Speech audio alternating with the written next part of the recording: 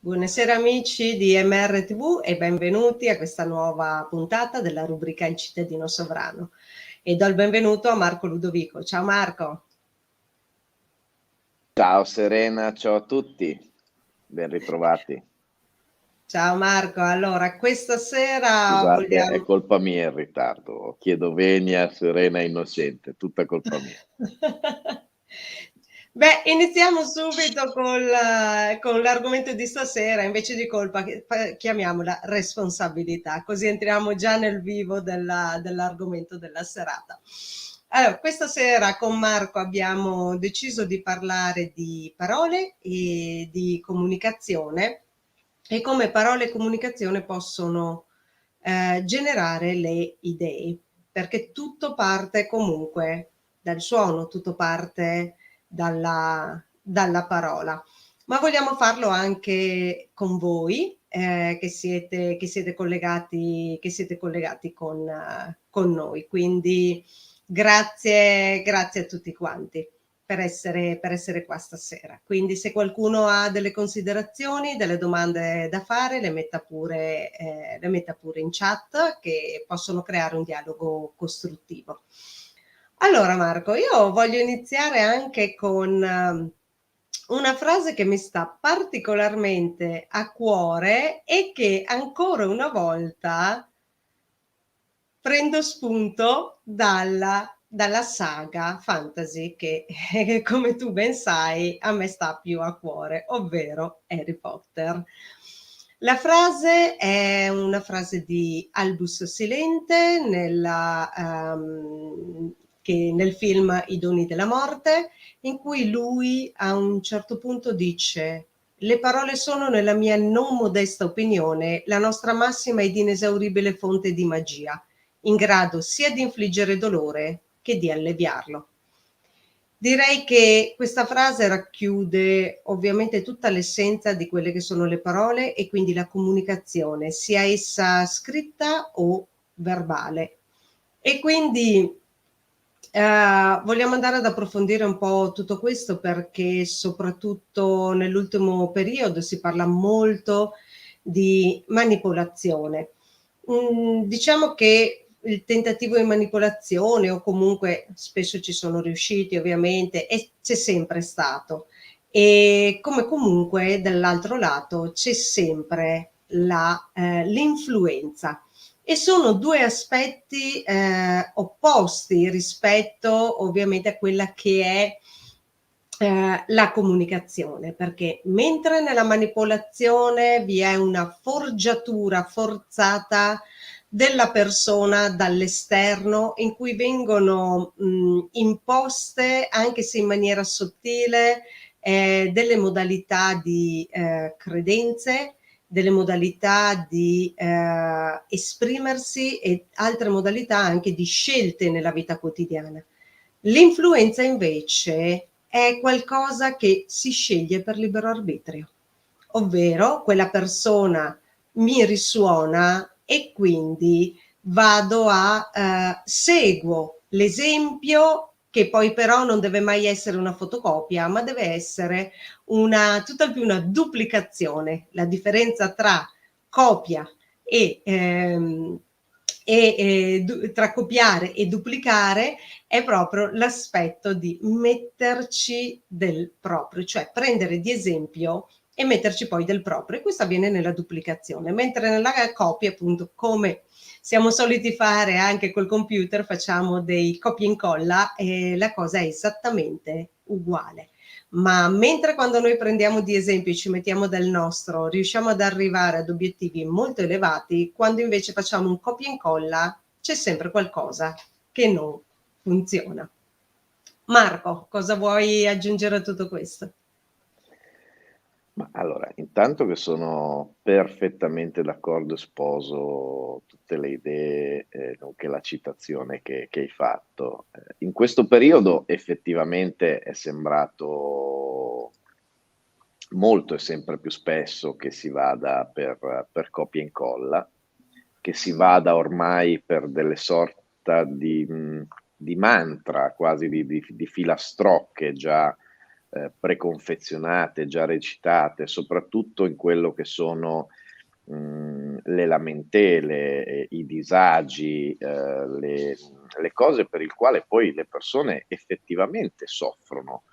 La dicotomia in realtà che io ho riscontro quasi quotidianamente è fra quello che poi è la lamentela e fra quello che è il comportamento suggerito.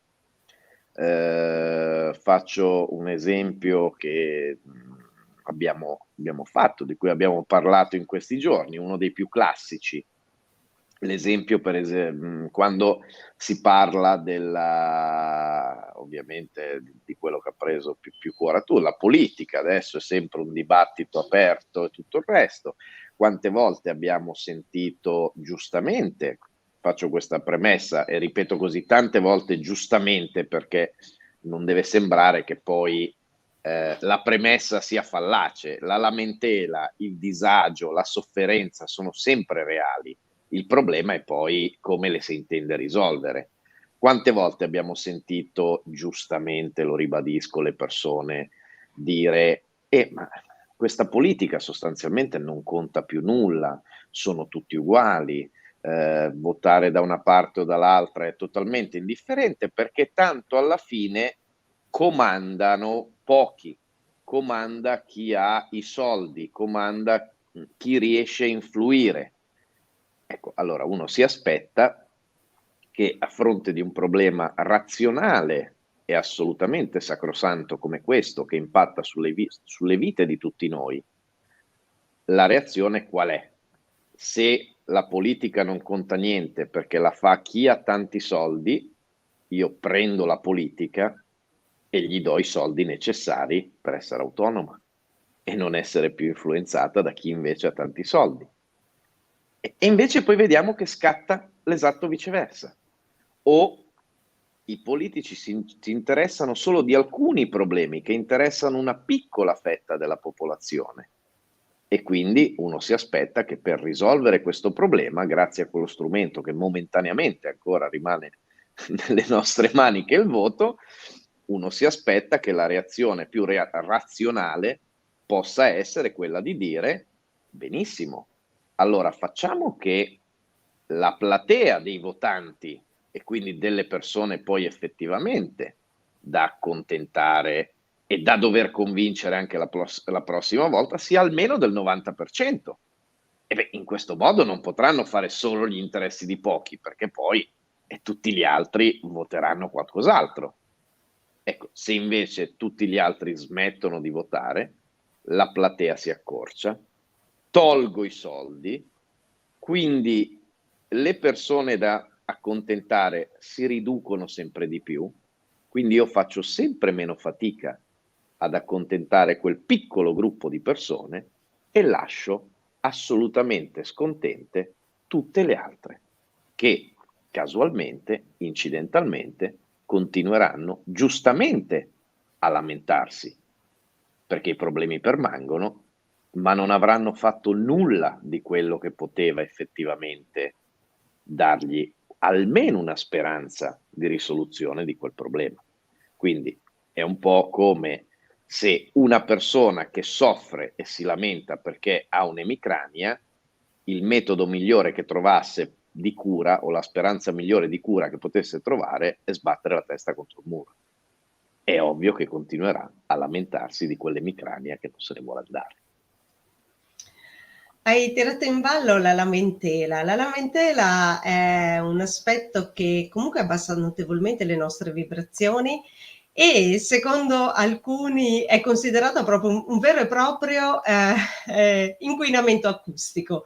L'inquinamento acustico teniamo presente che è definito anche qualcosa che tramite il suono genera comunque una distruzione dell'ambiente, una distruzione anche di se stessi. Quindi lamentarsi fondamentalmente non serve a nulla, anzi serve solo a distruggere noi stessi. Come facciamo? Dobbiamo evitare di continuare a lamentarci e agire. Spesso e volentieri le parole che noi utilizziamo invece ci portano a continuare a lamentarci. Quante volte sentiamo dire cambia atteggiamento? In realtà è l'attitudine che bisogna cambiare, perché l'atteggiamento è temporaneo ed è legato solamente alla nostra personalità, mentre l'attitudine è qualcosa o di innato per qualcuno, oppure qualcosa che può essere disciplinato. Quindi anche qua stiamo vedendo come cambiare anche semplicemente un termine ci focalizza su altre situazioni. Quindi l'attitudine è un cambiamento cosiddetto in senso verticale, cioè si cambia la sostanza della persona, mentre, ovvero si eleva l'essenza, mentre l'atteggiamento è un cambiamento di forma, quindi un cambiamento cosiddetto in senso orizzontale, e quindi si cambia la forma, la sostanza e l'essenza rimangono sempre le stesse. Il cambiare la modalità di espressione verbale, le nostre parole, ci porta anche a focalizzarci su altri aspetti. Per esempio, se io mi lamento sempre, vedrò sempre il problema. Se io invece inizio a evitare di lamentarmi e dire in cosa posso essere utile io in questa situazione per uscire da questa situazione, o qual è stata la mia responsabilità nella creazione di questa situazione. Beh, noi vedremo, anzi addirittura non vedremo neanche la soluzione, perché la cosa, tra virgolette, si risolve da sé, perché si percepiscono solo delle cose da fare, come se fossero come se fosse la cosa più naturale di questo mondo. Quindi il lamentarsi non è che non serve a nulla, è proprio una parte distruttiva. Se noi vogliamo cambiare quello che ci sta attorno, dobbiamo iniziare a focalizzarci sulle cose che vogliamo e smetterla di focalizzarci sulle cose che invece non vogliamo, che vediamo, tra virgolette, negative, distruttive. E lo si dice sempre, lo si dice spesso, poi però nella realtà di tutti i giorni noi cadiamo sempre nello stesso errore. E quando ce ne accorgiamo però la cosa utile da fare è modificarci. Io non sto dicendo che non si cade in errore, è normale, fa parte del percorso degli esseri umani, anche perché l'errore è semplicemente l'ottava bassa della scoperta. Cioè, cosa significa? Se io faccio un errore, scopro che in realtà è meglio se faccio altro. Marco, a te la parola. Sì, sì, sì, assolutamente sì, Serena. Tra l'altro io proprio l'altra sera guardavo il primo della trilogia del remake moderno di Batman, e proprio in merito a questo c'era una bellissima frase, un ricordo del bambino che poi diventa Batman, del papà, che lo va a soccorrere dopo essere caduto in un pozzo. Il bambino logicamente piange, triste, e il papà, invece di essere arrabbiato, preoccupato, lo guarda con molta dolcezza, molta pacatezza, ma fermo, e gli dice: "Lo sai a cosa serve cadere?" E il bambino gli dice: "No, non lo so." Cadere serve per imparare a rialzarsi. Quindi, e quella frase mi è rimasta molto impressa, e un po' sulla scorta di quello che stiamo dicendo adesso, questa sera, mi è risuonato nella mente un po' come una sorta di campanello di Pavlov. Quindi appena ho sentito determinate parole mi si è subito attivato questo ricordo, e la cosa importante è quella che dicevi, cioè ci sono sempre 2, il mondo non è tutto male, il mondo non è tutto bene. Molte volte dipende da quello su cui ci si vuole concentrare. Poi è ovvio che, come nella vita, è un po' come l'esempio del microcosmo e il macrocosmo, diciamo, tutto quello che è la nostra vita privata, quello che succede nel mondo, quello che succede sempre a livelli più alti, è ovvio che abbia anche dei periodi molto duri, come è altrettanto ovvio che abbia dei periodi anche molto gioiosi, di felicità estrema. tutto sta al punto dove viene concentrata l'attenzione e dove vengono collegati quei famosi campanellini. Purtroppo sembra che oggi si tenda a collegare molti più campanellini alle cose che possono effettivamente farci stare male, che non a quelle tante comunque che ci sono, perché ricordiamoci che anche oggi, dove possiamo vedere veramente quasi tutto nero, ci sono bambini che continuano a nascere, ci sono adolescenti che continuano a fidanzarsi, ci sono persone che si sposano, che hanno a loro volta dei nuovi bambini, persone che per la prima volta si dicono ti amo. Quindi ci sono infiniti motivi di gioia, come ovviamente ci possono essere tantissimi motivi di dolore.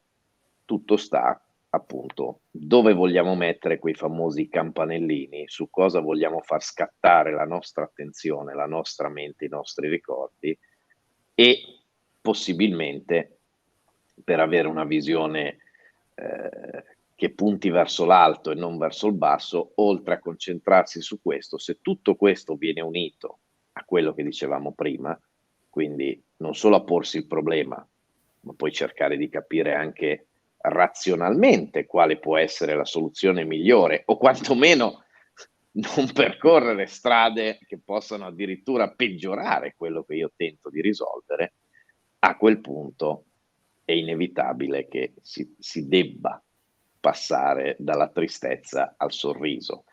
E per chiudere, per rimanere nel tema attuale, oggi si dice di molte altre cose, ma è tutta una vita dall'alba dei tempi che si dice che il sorriso è contagioso.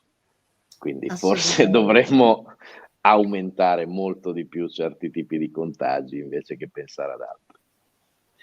Marco, ti chiedo gentilmente se puoi mettere in sovraimpressione il commento di Imma, grazie. Esatto. Che è proprio entanglement, è immediato. No? Esatto. Questo significa essere in risonanza. Abbiamo una regia che è fantastica, dobbiamo dirlo, senza proprio... Questa sera c'è un regista d'eccezione, Fantastico, Marco numero uno. Ludovico. Perché Marco ovviamente fa sempre 2-3 ruoli contemporaneamente. Allora, grazie intanto Imma per questo commento. Allora, cosa ne penso del progetto Home di Marina Tonini? Allora, intanto una grandissima stima di Marina, che anche lei è stato un personaggio che ha avuto che ha tuttora, ha avuto in passato, ma tuttora ha un grande coraggio per le dichiarazioni, comunque per le esperienze personali che lei riporta, anche considerato ovviamente il ruolo istituzionale che lei ha. Quindi ho una grandissima stima di Marina. Progetto Home, allora, non lo conosco dettagliatamente, sono sincera, però mi sento di dire, partiamo innanzitutto dal nome, l'Om. L'Om è, secondo gli induisti, il suono creante dell'universo, cioè è la vibrazione di base dell'universo, perché da noi si dice, cioè da noi intendo ovviamente la nostra cultura principalmente cristiana, ci dice che ovviamente tutto viene creato dal verbo e infatti Dio dice luce e luce fu, cioè dopo che l'ha detto si è creata la luce. Per loro invece è il suono cante. Ancora una volta partiamo a vedere che tutto si crea attraverso il suono. La voce, ovviamente, che noi esterniamo tramite canti o tramite suoni o tramite parole, è proprio qualcosa di creante. Quindi è la vibrazione di base. È la vibrazione di base dell'universo e quindi anche quella più, come posso dire, equilibrata. Ecco perché il suono dell'Om, il canto dell'Om, diciamo come vogliamo, è una vibrazione molto potente perché è una vibrazione creante. E questo ce lo insegna, ce lo dimostra più che altro anche la cimatica. Per chi non la conosce, Invito insomma le persone che non la conoscono ad andare sul web e digitare Cimatica, trovate dei video straordinari in cui si vede tramite suoni, tramite note, tramite canti vari, come si creano delle forme geometriche perfette, sia che si tratti di granellini di sabbia che si spostano sulla piattaforma, sia che si tratti di acqua. E quindi queste vibrazioni anche con le campane tibetane che trovate, molto molto bello, ci fa capire come a suoni chiamiamoli armonici corrispondano delle figure geometriche veramente perfette. A suoni disarmonici invece queste figure non si creano. E ancora una volta noi scopriamo come l'universo sia veramente così perfetto. Ecco perché viene richiesto proprio di utilizzare l'Om come mantra. E poi oltre a tutto questo ci sono ovviamente tutte quelle che sono le lingue sacre, per esempio il sanscrito, visto che parliamo insomma di Oriente in questo momento, ma anche l'ebraico antico, il cinese antico e il giapponese antico. Perché dico antico? Perché oggi alcuni simboli e alcuni modi di esprimere verbalmente determinate parole sono cambiati. E noi sappiamo anche, per esempio, tramite le terapie essene, come la cosiddetta voce lattea crei un perfetto equilibrio di quelle che sono le nostre disarmonie interiori. E si chiamano terapie essene proprio perché derivano dagli esseni, quindi ci sono state tramandate proprio da loro. Ma tutto questo cosa ci dice? Ci dice quanto è importante, tra l'altro, oltre al suono, è anche la nostra voce. Noi dobbiamo ricordare, per esempio, che le nostre cellule sono dotate di fonorecettori, cosa che quasi nessuno, o comunque sono pochissime le persone che conoscono questo aspetto. Cosa sono i fonorecettori? Sono i recettori del suono. Questi fonorecettori recepiscono anche quelle vibrazioni che al nostro udito sono impercettibili, ovvero sotto i 20 Hz e sopra i 20.000 Hz. Ma le nostre cellule ricevono lo stesso questo tipi di suoni, di vibrazioni. Dopodiché cosa fanno? Lì, diciamo, adesso semplifico notevolmente il processo. Queste informazioni vanno al DNA e il DNA decide che tipo di chimica produrre in base alla vibrazione che gli arriva. Quindi il DNA è assolutamente perfetto. Ma c'è una cosa molto importante. I fonorecettori, ovvero le nostre cellule, diciamo che sono molto più attive e reattive alla nostra voce. Cioè, le mie cellule rispondono principalmente alla mia voce, quelle di Marco alle sue, quella di Imma alla sua voce. E questo cosa significa? Significa che se io voglio, ritorniamo al discorso di prima e a questo, diciamo anche concetto semplificatore che noi siamo creatori della nostra realtà, che se non ci focalizziamo su parole che descrivono la realtà che vogliamo, e sarà difficile che la otteniamo. Ma questo perché? Per il discorso che dicevo poco fa, se alla parola felicità le mie cellule ricevono una determinata vibrazione, beh, il DNA avrà l'informazione per decidere di la produzione di una chimica che riguarda la felicità. E allora cos'è? La serotonina, GABA oppure la dopamina, insomma tutte queste sostanze che comunque ci fanno stare bene. Queste sostanze che ci fanno star bene ci inducono a fare determinate azioni, che non sono quelle magari che vengono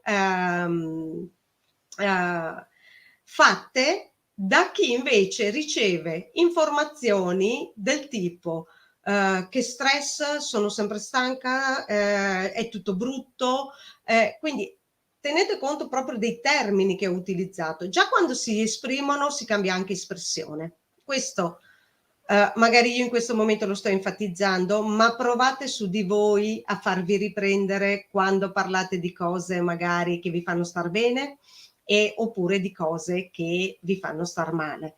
Vi renderete conto proprio della differenza anche solo di pronuncia di quelle parole, cioè come cambia proprio la vostra espressione o comunque anche semplicemente nelle micro espressioni.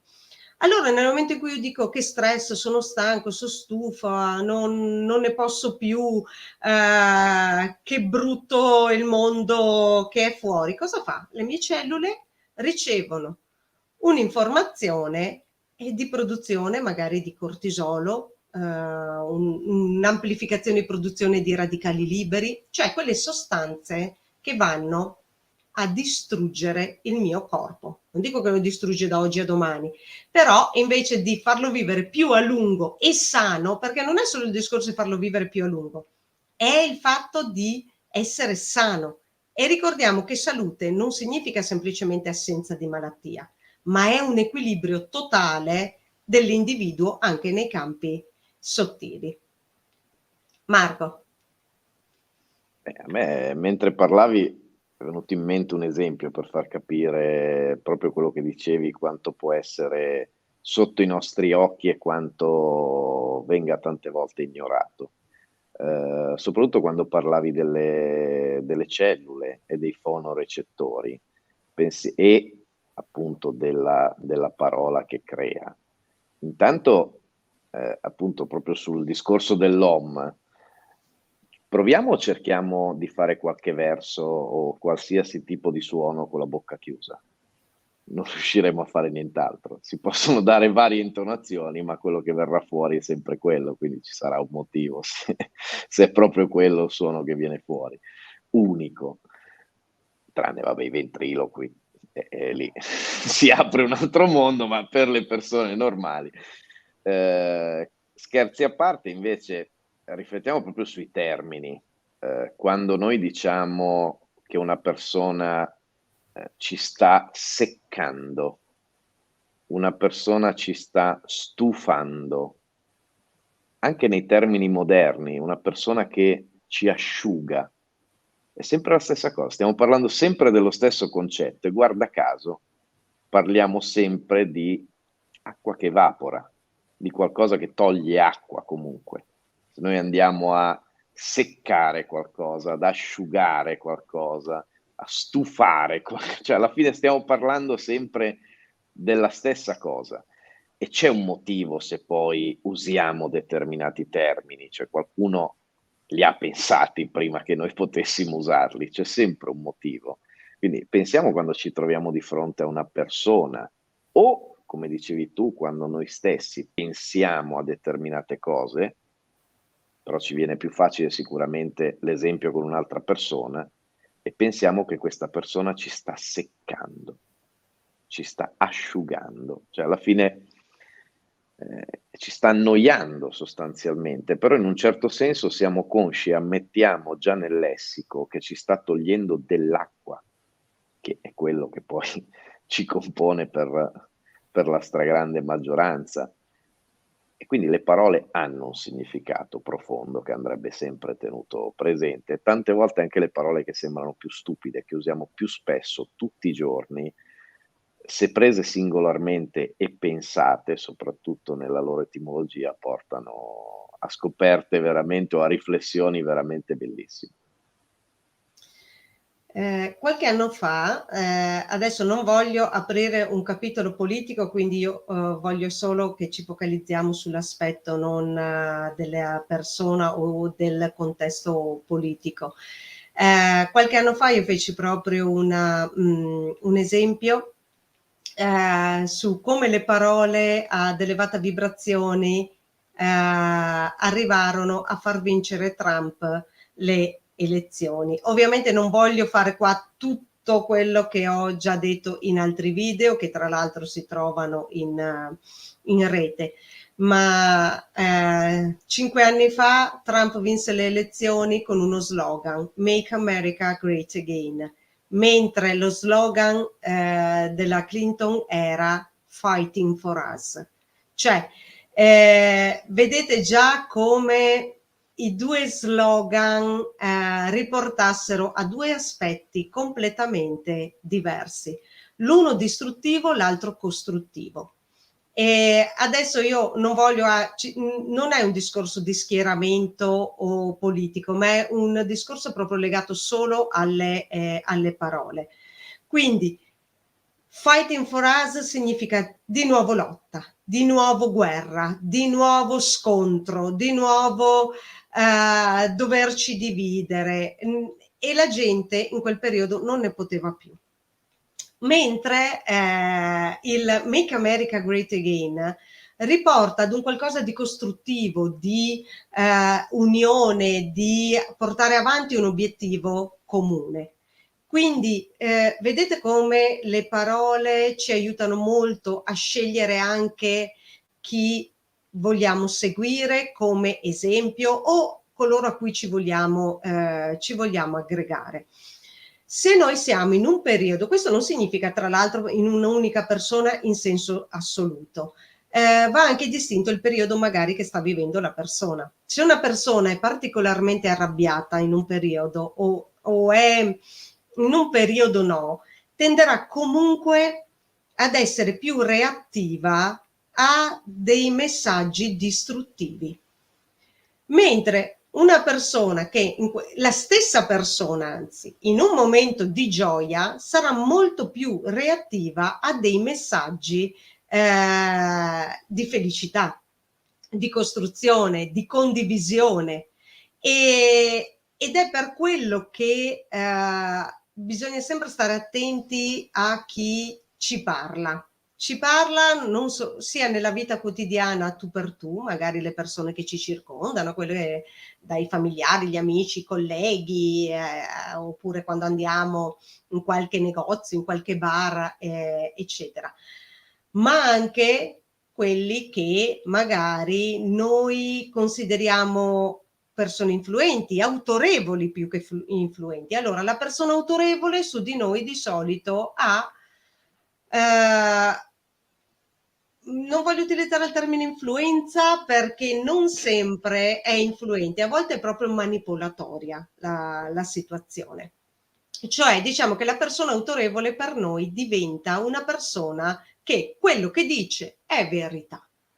Ok? Non la mettiamo neanche in dubbio. Quella è la persona per noi autorevole.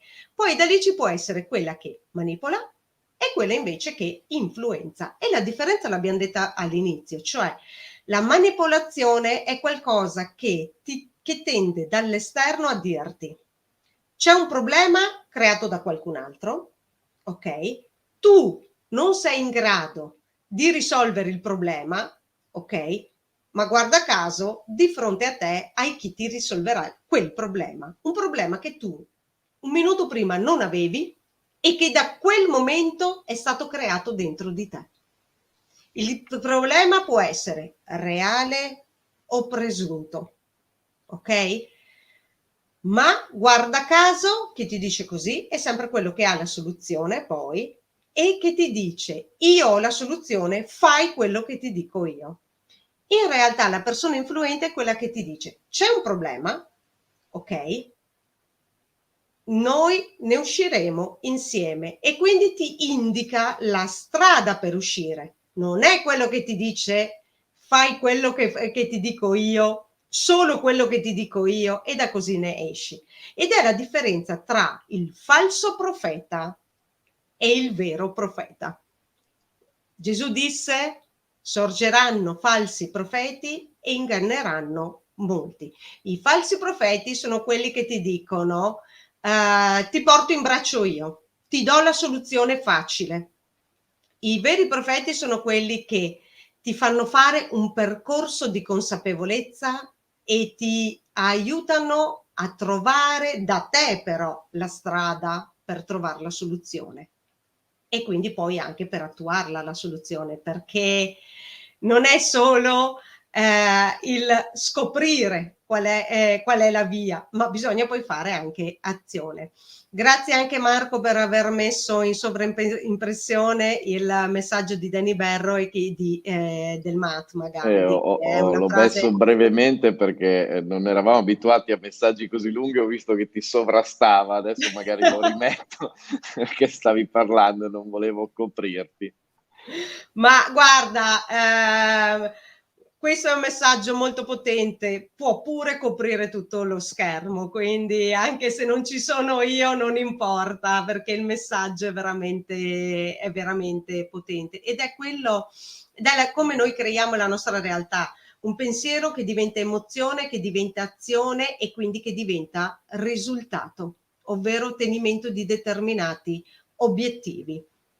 Quindi grazie Danny, io ho sintetizzato ancora di più ovviamente il messaggio di Gandhi, però insomma il concetto di base è essenzialmente questo.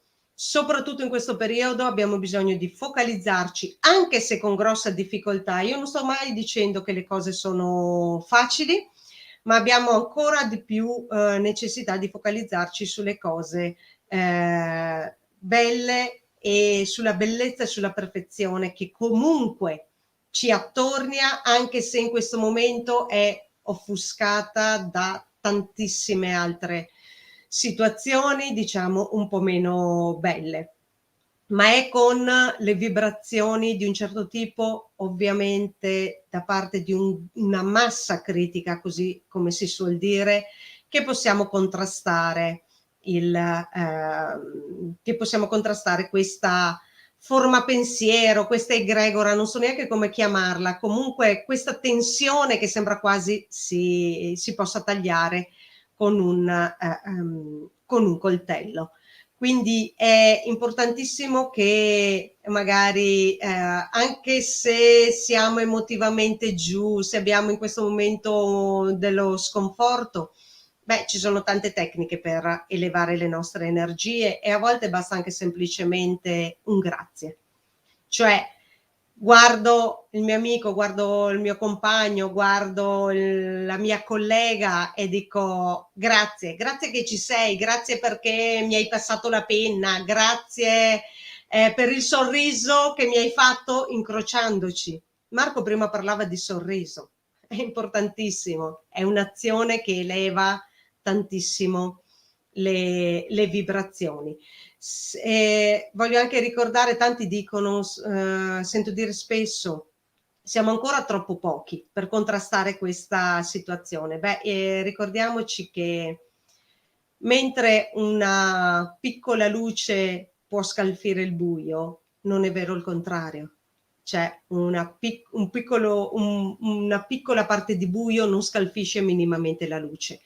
Quindi cosa significa? Che anche se siamo in pochi, noi il buio lo possiamo scalfire. Ecco, questo è il messaggio più importante e dobbiamo cercare ovviamente di tenere sempre più elevate le nostre energie. Uno di questi modi è proprio quello di utilizzare delle parole a vibrazione elevata. A volte mi chiedono quali sono? Semplici, quelle che quando le reciti, quando le dici, ti fanno sorridere, ti fanno star bene, ti fanno aprire. E sono il solito: amore, gratitudine, compassione, perdono, tutte quelle virtù elevate dell'essere umano. La bellezza, la perfezione, il potere. Noi pensiamo che potere sia una parola da eliminare quasi nella nostra vita. In realtà è l'associazione sbagliata che diamo a quella parola. E cosa succede in questo senso? Dando un'associazione sbagliata, stiamo dando, scusate la ripetizione, potere a ciò che non vogliamo. E invece iniziamo a fare l'associazione corretta, il potere e l'energia illimitata che è in ognuno di noi. Marco.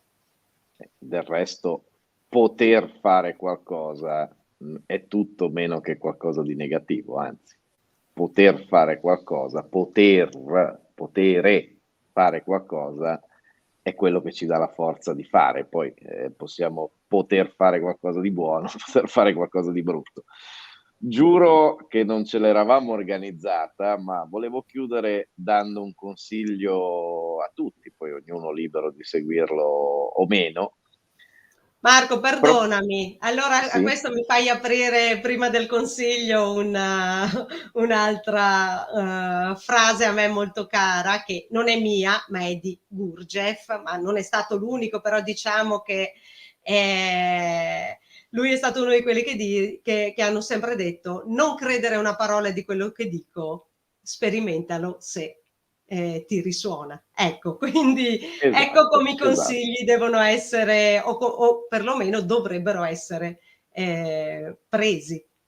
esattamente, esattamente. Quindi proprio l'invito e il consiglio che io voglio fare a tutti in chiusura, provare se ci si riesce, concentrandosi un minimo, perché non è facile se uno non è abituato, ma visto tutto quello che abbiamo detto finora, provare da domani a concedersi liberamente, quindi autogestirsi, concedersi di poter esprimere una lamentela solo ed esclusivamente dopo aver ringraziato qualcuno per qualcosa che invece di buono ha fatto.